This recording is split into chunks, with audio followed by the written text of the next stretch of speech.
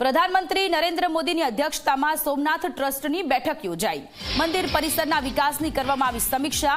Infrastructure અપગ્રેડેશનના પાસાઓ પર ચર્ચા કરવામાં આવી છે। તીર્થયાત્રીઓ માટે વધુ સવલતો ઊભી કરવા માટેની ચર્ચા કરવામાં આવી છે। મુખ્યમંત્રી ભૂપેન્દ્ર પટેલ પણ આ બેઠકમાં સામેલ થયા, તો બીજી બાજુ નાયબ મુખ્યમંત્રી હર્ષ સંઘવી પણ આ બેઠકમાં ઉપસ્થિત રહ્યા।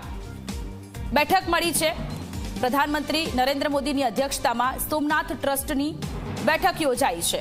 વિકાસના કામોની આ બેઠકમાં ચર્ચા કરવામાં આવી।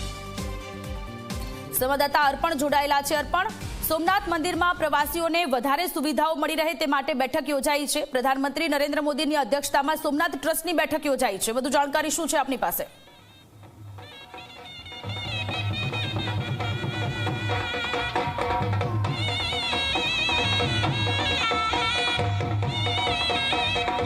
બિલકુલ સોનલ, ગઈકાલે જ્યારે પ્રધાનમંત્રી વિધિવત રીતે સોમનાથ પહોંચ્યા તેમના કાર્યક્રમમાં જ ઉલ્લેખ હતો સત્તાવાર કે એકવાર તેઓ સર્કિટ હાઉસ પહોંચશે અને તે સાથે જ લગભગ 1 કલાક જેટલો જે સમય છે તે સોમનાથ મંદિર ટ્રસ્ટની બેઠક માટે ફાળવવામાં આવ્યો હતો કે જેના તેઓ પોતે અધ્યક્ષ પણ છે।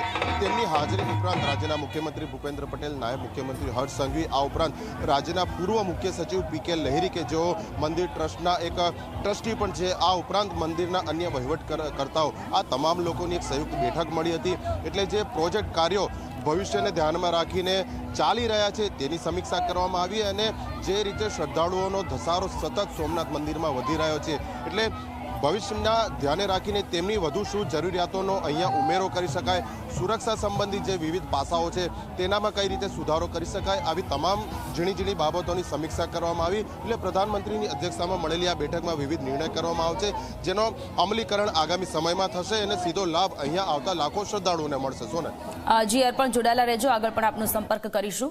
તો આજે બેઠક મળી છે ટ્રસ્ટની અધ્યક્ષતામાં, પ્રધાનમંત્રી નરેન્દ્ર મોદીની અધ્યક્ષતામાં સોમનાથ ટ્રસ્ટની બેઠક મળી છે। સુવિધાઓને લઈને આ ચર્ચા કરવામાં આવી રહી છે। ઇન્ફ્રાસ્ટ્રક્ચરનું કેવી રીતે ડેવલપ કરવું, આગળ કેવા પ્રકારના કામો કરવા સોમનાથ મંદિરમાં, એ લઈને આ બેઠક ચાલી રહી છે। મુખ્યમંત્રી ભૂપેન્દ્ર પટેલ પણ આ બેઠકમાં સામેલ થયા।